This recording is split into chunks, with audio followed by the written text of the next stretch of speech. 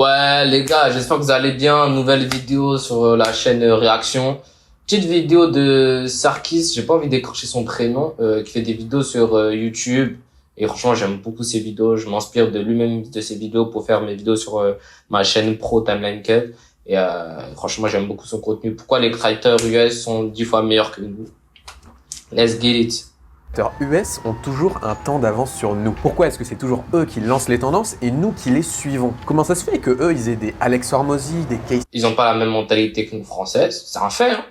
Les Américains, ils réfléchissent pas comme les Européens. C'est des gens, j'ai l'impression, qui ont pas peur de prendre des risques, d'aller à l'abordage, de sauter dans le précipice. Et en fait, surtout eux, c'est réussir ou mourir. Nous, en France, si tu réussis pas, t'auras toujours des aides pour t'accompagner. Aux États-Unis, si tu réussis pas, tu deviens soit crackhead, SDF ou autre. Je dis pas qu'il y a un système qui est mieux que l'autre, mais c'est un fait, tout simplement. Des Iman Gadzhi qui vont lancer des tendances, alors que nous, souvent, on va se retrouver à copier les US. Est-ce que c'est juste un sujet de culture et qu'ils ont plus d'ambition que nous, ou est-ce qu'il y a quelque chose de plus pro C'est clairement le cas, ils ont plus d'ambition. Qui se joue ici? Je suis allé à New York pour en avoir le cœur net, et aujourd'hui, on va voir ce que les créateurs US ont en plus que les Français ont en moins.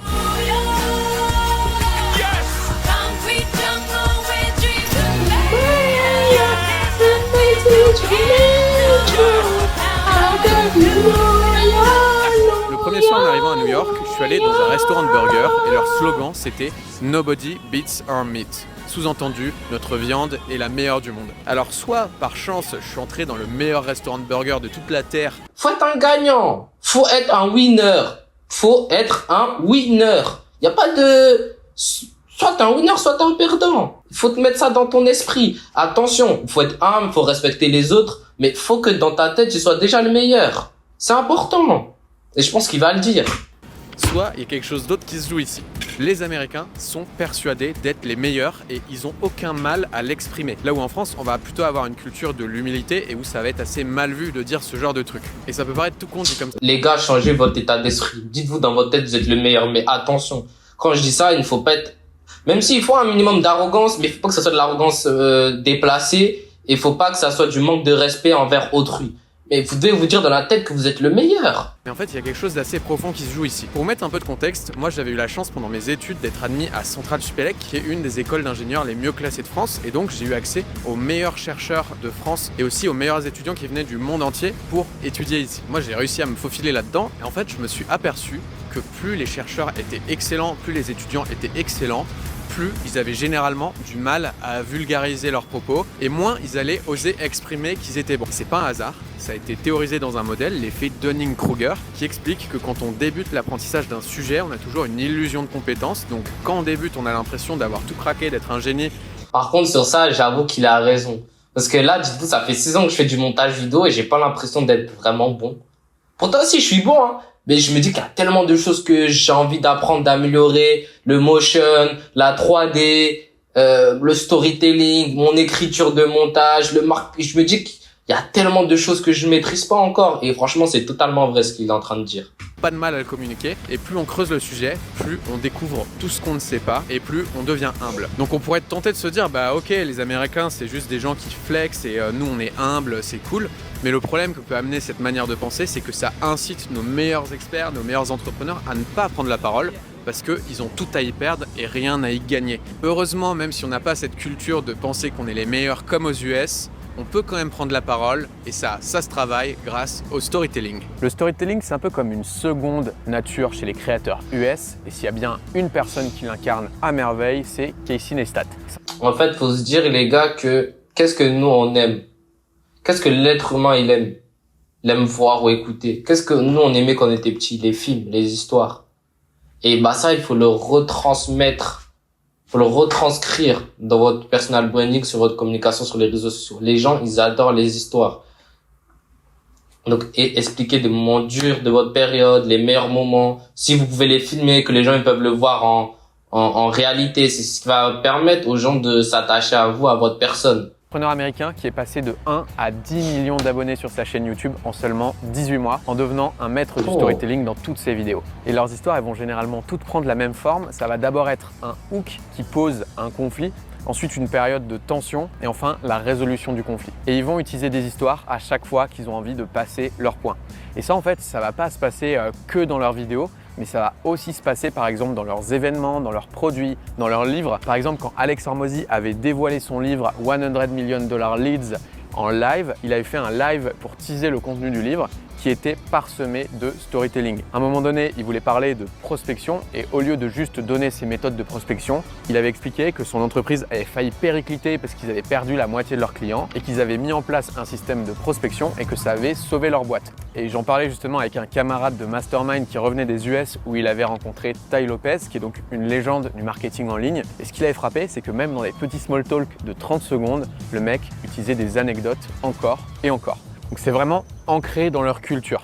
Ils sont convaincus qu'ils sont les meilleurs, ils savent raconter des histoires et surtout, ils savent s'engager de manière déraisonnable. Quel genre de mec serait prêt à s'engager à faire une vidéo par jour pendant 800 jours consécutifs? C'est exactement ce qu'a fait Casey Neistat qui lui a permis de gagner une dizaine de millions d'abonnés et surtout de développer la compétence de créer du contenu hyper rapidement. Et Casey, c'est loin d'être le seul à prendre des engagements très forts en matière de création de contenu. Par exemple, Alex Hormozy... De toute façon, les gars, il y a un moment, faut se dire que si vous voulez réussir, faut cravacher. Et c'est pour ça que, sans paraître arrogant, un de mes points forts, c'est que je suis quelqu'un qui peut travailler énormément sans forcément compter mes heures et je peux vraiment enchaîner les heures, les journées. Ça doit faire ça doit faire peut-être 2 ans là maintenant, peut-être 2-3 ans où j'ai pas pris un mois de vacances. Donc j'ai pas pris un mois où je ne travaille pas, hein. Un mois de vacances complet, je l'ai pas pris. C'est pour vous dire qu'il y a un moment, le travail, ça doit même pas être dans la discussion. Vous devez dire, peut-être, il faut que j'améliore mes négociations, mes trucs. Mais si déjà ton point faible, c'est que tu n'arrives pas à avoir une charge de travail conséquente, abandonne.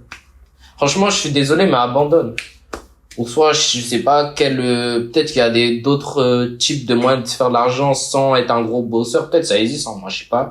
Je suis pas omniscient, mais abandonne. Il enregistre toutes les semaines 2 à 3 contenus longs pour sa chaîne YouTube, sans parler des centaines de contenus courts. Dan Martell, dont on avait parlé sur la chaîne, pareil. Si on regarde Steven Bartlett de la chaîne The Diary of a CEO, qui est probablement le plus gros podcast business aux US, avec son équipe, ils ont carrément engagé un monteur full-time juste pour monter la première minute de chaque épisode pour que ce soit digne de la bande-annonce d'un film. Ou alors on a Chris Williamson qui lui aussi a un podcast et qui a investi des centaines de milliers de dollars dans son setup. Bref, ils n'ont pas peur de s'engager et de s'y tenir. Ce que j'essaie de dire ici, c'est pas qu'en France on est bidon, c'est qu'aux US, ils ont pas froid aux yeux et ils ont pas peur. Ah, j'adore!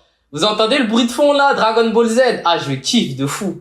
De s'engager sur des actions déraisonnables et de le faire super longtemps. Ça force le respect. Mais il y a un dernier point sur lequel on n'a pas encore mis le doigt. Parce que c'est bien beau de dire qu'on va voir plus grand. Putain, il m'a pris là avec la musique en fond là, il m'a perdu dans le discours là. Et mon cerveau il a switch. Bref, on se reconcentre. Dire qu'on va apprendre à raconter des histoires, de dire qu'on va s'engager et continuer encore et encore. Mais si c'est juste pour balancer des belles paroles et que finalement il reste un risque qu'on abandonne, tout ça n'aura servi à rien. Et le truc, c'est qu'il y a un dernier paramètre probablement sous-coté qui joue en la faveur des créateurs US et sur lequel on n'a pas encore mis le doigt. Et on va voir lequel maintenant. Il y a une chose qui m'a frappé en arrivant à New York, c'est l'énergie que dégage la ville. Ici, tout est immense. C'est une ville qui renvoie le message que tout est possible. Tu croises des gens qui passent en costard, en mode Harvey Specter, leur bagel à la main pour retourner travailler. Et ça peut paraître bête, mais je crois qu'on a tendance à sous-estimer l'impact de notre environnement sur notre énergie. En fait, c'est comme si la ville tout entière te ramenait à l'idée que tout est possible. Et c'est comme si... C'est pour ça que là, je suis en train de réfléchir à est-ce que je déménage ou pas. Parce que j'ai pas envie de dire où j'habite, mais peut-être qu'à un moment, on va savoir où j'habite. Mais bon, par sécurité, on va éviter de le dire. Et c'est une ville que j'adore. Je suis là depuis tout petit. Et quand j'essaie de comparer, c'est une ville à taille humaine. J'ai toutes mes amies là. En fait, je suis dans ma zone de confort. Mais je pense qu'il y a un moment, il faut que je quitte cette zone de confort et que je passe à autre chose. Aller dans une ville où c'est différent, où il y a plus de concurrence. Et je me dis que je devrais peut-être y aller, mais après je me dis que ça va tuer mon confort de vie. Mais je fais pas ça pour être confortable, sinon je me serais pas lancé dans l'entrepreneuriat. Je suis quelqu'un qui aime l'ambition, qui aime se dépasser. Mais est-ce que ne pas être dans le confort ne me permet pas de me déplacer et de tout péter aussi? C'est un choix cornélien. T'encourager à prendre des risques et à donner le meilleur. Je sais pas vous, mais moi dès que je me retrouve dans une grande ville, je ressens de l'inspiration. Ça me donne envie de voir plus grand et de bosser. Quand je suis dans la maison où j'ai grandi, ça me reconnecte à mon âme d'enfant. Ça me donne envie de jouer sans penser à demain. Et à chaque fois que je repasse dans la ville où j'ai fait mes études, ça me reconnecte à mes années d'étudiant insouciant qui faisait les 400 coups et qui se retrouvait dans des soirées chez des inconnus aux quatre coins de la ville. Et à chaque fois que je me retrouve en montagne, je ressens de l'apaisement et beaucoup plus de clarté pour ma vision du futur. Tous ces lieux dans lesquels on est passé, où on a vécu, ils sont imprégnés d'énergie. Ils nous rappellent qui on a été et paradoxalement, ils nous empêchent de devenir qui on veut devenir maintenant. Mais la bonne nouvelle, c'est qu'on peut les choisir. On n'est pas condamné à subir notre environnement. Et d'ailleurs, c'est aussi valable pour notre entourage, qu'il soit physique ou digital. Les gens avec qui on traîne dans la vraie vie ont énormément d'impact sur notre manière de penser et de nous comporter. Et c'est exactement pareil pour les gens qu'on suit sur les réseaux. Et encore une fois, tout ça, on peut le choisir. Alors peut-être que les Américains, ils ont un environnement plus propice à la création, mais ça ne doit pas être une excuse pour nous, parce qu'on a le pouvoir de décider. Bon, là, la vidéo elle est terminée. Franchement, super vidéo, hein. J'aime beaucoup comment il a fait son montage. Là, on va parler du montage aussi, hein. Il a utilisé beaucoup de vidéos de lui-même. Et je trouve que quand c'est possible, c'est la meilleure façon d'humaniser ton contenu. Ça évite de mettre plein de b-roll qu'on a déjà vu, etc. En fait, de juste combler.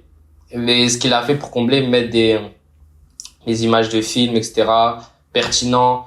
La musique au tout début qui est très musique américaine et puis au fur et à mesure c'est des musiques un peu plus calmes. La musique sur DBZ, bah vous voyez direct il met sa touche personnelle. On sait qu'il kiffe les mangas, sinon il n'aurait pas mis musique de DBZ, ce que je fais moi-même dans mes vidéos. Donc franchement sur le montage, vous voyez le montage il y a pas d'effet mais c'est fluide. Comme je dis le montage vidéo il doit permettre de transmettre un message beaucoup plus facilement. C'est ça le but du montage vidéo et ça doit pas être autre chose tout simplement.